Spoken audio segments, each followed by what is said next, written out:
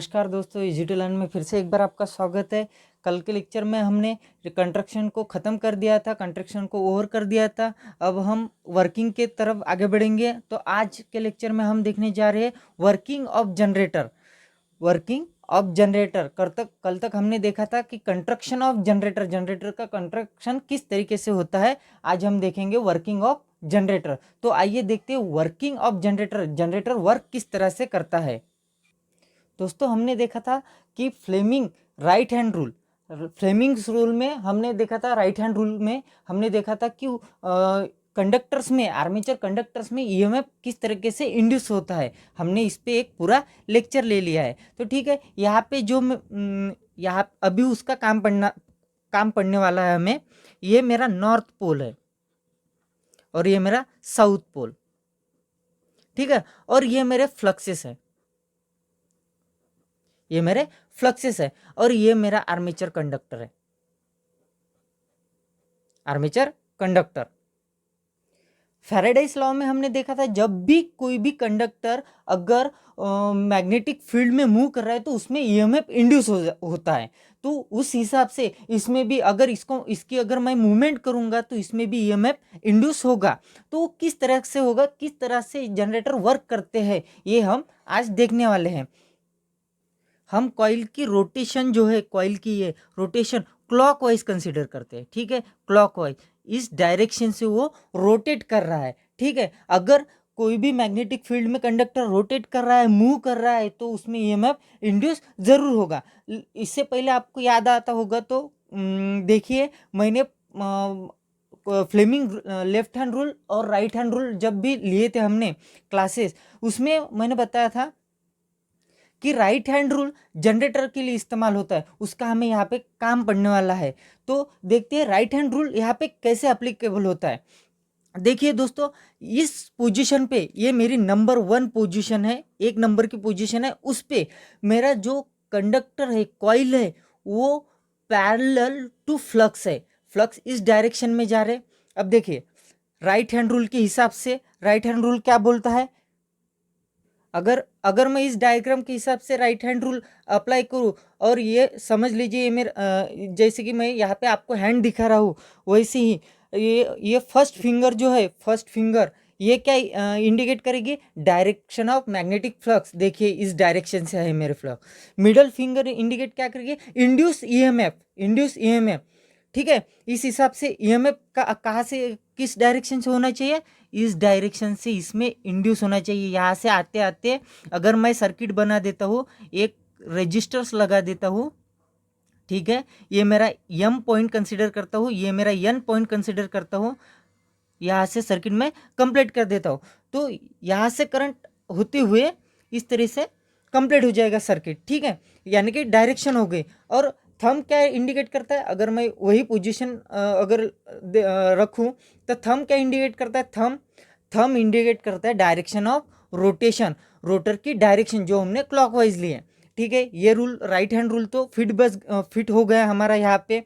इसीलिए जनरेटर को right hand rule ही लगता है और मोटर को लेफ्ट हैंड रूल लगता है। ये मैंने पहले भी आपको क्लियर करके दिया है। अब जो मेरी कॉइल है वो पैरेलल टू क्या है, फ्लक्स है, फ्लक्स को पैरेलल है। इसका मतलब ये मैक्सिमम जो है, मैक्सिमम फ्लक्स कट करेगी कि नहीं।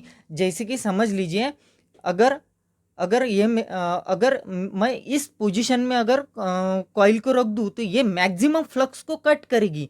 लेकिन अगर मैं पैरेलल अगर रख दूँ, सॉरी, पैरेलल अगर रख दूँ तो ये मिनिमम फ्लक्स कट करेगी। इसलिए उसमें इंड्यूस होने वाला ईएमएफ भी कैसा होगा, वो मिनिमम होगा। अगर एग्जैक्टली पैरेलल है, एग्जैक्टली कॉइल अगर फ्लक्स से पैरेलल है तो क्या होगा, जीरो होगा, क्योंकि वो जीरो फ्लक्स कट करेगी, ठीक है।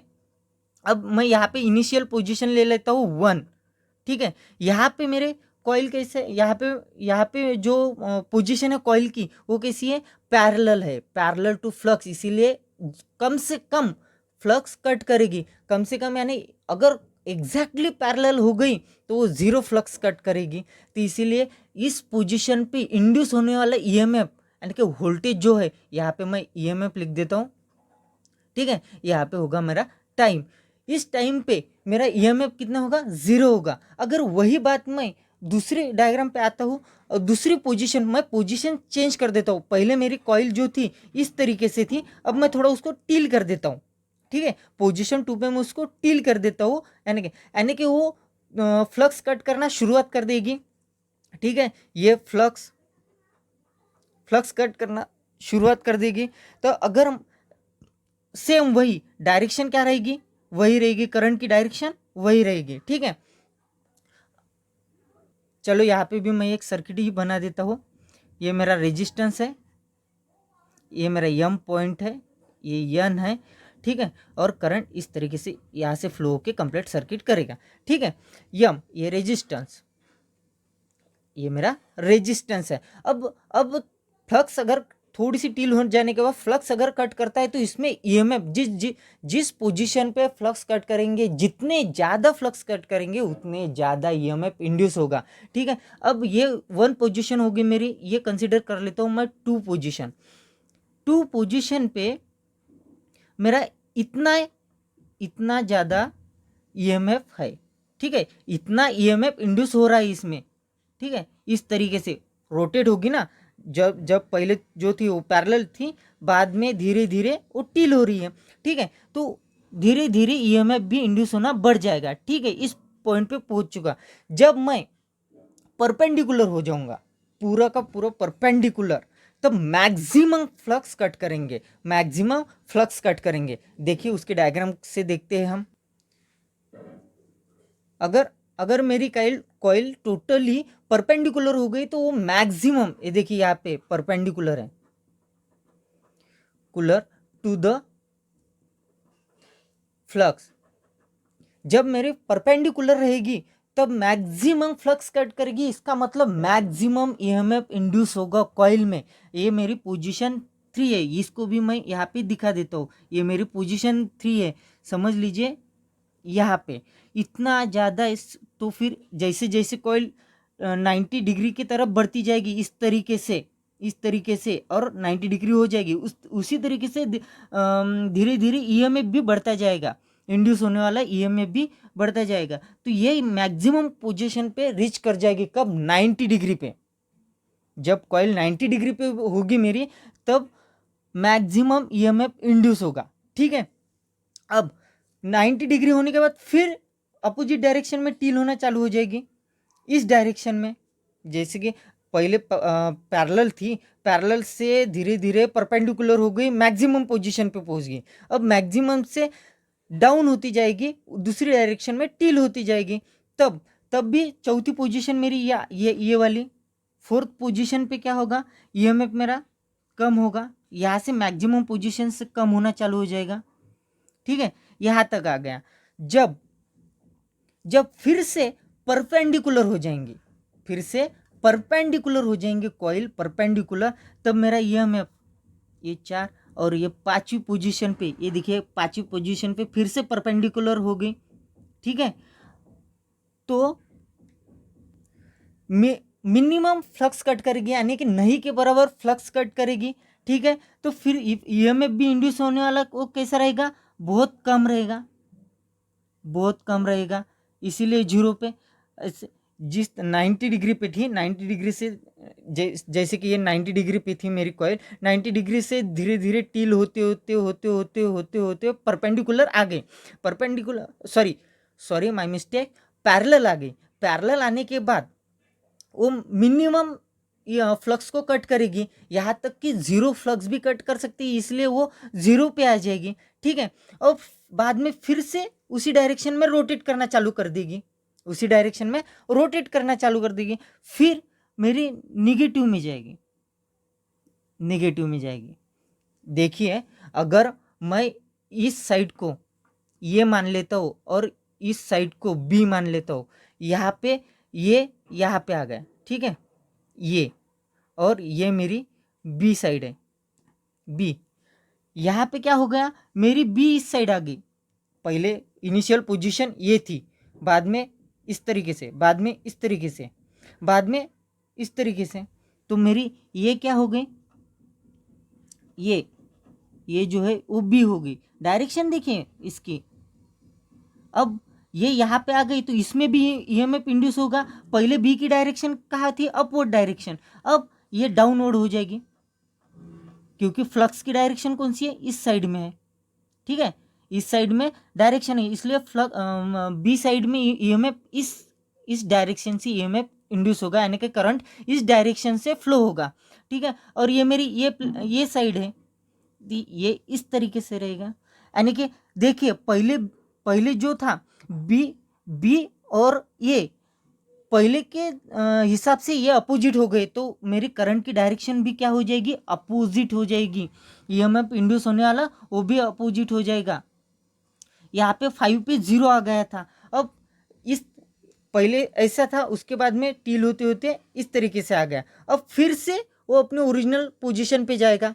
ठीक है, वैसे ही जैसे सेम पॉजिटिव साइकिल में हुआ था, सेम निगेटिव साइकिल में भी होगा, सेम निगेटिव साइकिल में भी होगा। तो इस तरीके से अल्टरनेटिंग करंट जनरेट हो रहा है हमारा, किसमें, जनरेटर में, डीसी जनरेटर में पहले अल्टरनेटिंग करंट जनरेट हो रहा है। इसका मतलब हमारा ईएमएफ इंड्यूस हो गया, हमें सप्लाई मिल गया, लेकिन हमें क्या चाहिए, हम क्या पढ़ रहे हैं, डीसी जनरेटर। अब डीसी जनरेटर है तो हमें डीसी में पावर चाहिए, इसीलिए तो कम्यूटेटर हमने कंस्ट्रक्शन में पहले ले लिया। कम्यूटेटर क्या काम करता है, इस एसी को वो रेक्टिफाई करके डीसी में कन्वर्ट कर देगा। कम्यूटेटर आगे इसके बाद आता है कम्यूटेटर का काम, ये क्या कर देगा, कम्यूटेटर जो है वो एसी को डीसी में कन्वर्ट कर देगा। ठीक है, कम्यूटेटर हमारा डीसी में कन्वर्ट कर दे, यही तो मेन वर्क है कम्यूटेटर का। जो भी हमारा जनरेटर में जनरेट हो रहा है उस एसी क्वांटिटी को जनरेटर जो है डीसी में कन्वर्ट कर देता है। अब देखिए मैं फिर से पहले वाले डायग्राम पे आ जाता हूँ। जब मेरा ये मैंने ए कंसीडर किया था पहले डायग्राम में, और ये मैंने बी कंसीडर किया था। ठीक है, ये और बी, ए की डायरेक्शन किस तरीके से, किस साइड में है, ये साइड में जो करंट फ्लो होने वाला है वो ये डायरेक्शन से, डाउनवर्ड डायरेक्शन से, इस डायरेक्शन से आएगा, और इस तरह से, यानी कि ये मेरा पॉजिटिव हो गया, ये मेरा निगेटिव हो गया। ठीक है, ये मेरा पॉजिटिव हो गया, ये मेरा निगेटिव हो गया। जब इनिशियल कंडीशन में इसमें भी वही शेड्यूल रहेगा, अल्टरनेटिंग। ठीक है, लेकिन यहाँ पे मेरा रोटेशन चेंज हो रहा है। ठीक है, यहाँ पे मेरा रोटेशन चेंज हो रहा है, तो यहाँ पे डायग्राम कैसे बनेगी, ये मेरा रेजिस्टेंस, ये कंप्लीट सर्किट, बी की डायरेक्शन यहाँ पे इस साइड में है, तो ये मेरा यम, ये यहाँ पे अब शिफ्ट हो जाने के बाद यम मेरा इस साइड में जाएगा और यन मेरा ये आ जाएगा, तो यहाँ पे यन पॉजिटिव हो गया और यन पॉजिटिव हो गया और यम निगेटिव हो गया, सॉरी निगेटिव हो गया। ठीक है, पहले के डायग्राम में कैसे था, यम पॉजिटिव था, यन निगेटिव था। इसीलिए जब भी पोजीशन चेंज हो रही कंडक्टर की 360 डिग्री के बाद, सॉरी 180 डिग्री के बाद, 180 डिग्री के बाद जब कंडक्टर की पोजीशन चेंज हो रही तो साइकिल भी चेंज हो रही है। ठीक है, पहले स्टार्टिंग हमने किससे की थी, पॉजिटिव हाफ साइकिल से, लेकिन 180 डिग्री के बाद जब मेरी इस तरीके से पोजीशन थी कॉइल की, तब पॉजिटिव हाफ साइकिल कंसीडर की मैंने, पॉजिटिव हाफ साइकिल इस तरीके से वो मूव हो रहा है। जब 180 डिग्री कंडक्टर मूव हो गया उसके बाद निगेटिव साइकिल चल रही है, उसके बाद निगेटिव साइकिल चलना स्टार्ट हो गई है, फिर इसके बाद फिर से पॉजिटिव साइकिल स्टार्ट हो जाएगी, फिर से पॉजिटिव साइकिल स्टार्ट हो जाएगी। इस तरीके से हमें अल्टरनेटिंग करंट मिलेगा जनरेटर के कॉइल में से, जनरेटर के कॉइल में से अल्टरनेटिंग करंट मिलेगा। लेकिन उसके तुरंत बाद जनरेटर आर्मेचर की जो अल्टरनेटर के आर्मेचर की जो कॉइल्स है वो किससे कनेक्ट होती है, कम्यूटेटर से। कम्यूटेटर क्या काम करेगा, उस अल्टरनेटिंग करंट को रेक्टिफाई करके डायरेक्ट करंट में यानी डीसी करंट में कन्वर्ट करने का काम करेगा। इसीलिए हमें जनरेटर से यानी कि डीसी जनरेटर से हमें क्या मिलता है, डायरेक्ट करंट मिलता है, डीसी सप्लाई मिलता है। ठीक है, ये तो था इसका वर्किंग प्रिंसिपल। तो आगे हम टाइप्स ऑफ जनरेटर देखेंगे, कितने टाइप के जनरेटर होते हैं और उनकी वाइंडिंग किस तरीके से होती है, ये सब देखेंगे। उम्मीद करता हूँ कि ये वर्किंग प्रिंसिपल आपको समझ में आ गया होगा। और आज के लिए आपसे मैं विदा लेता हूँ। धन्यवाद।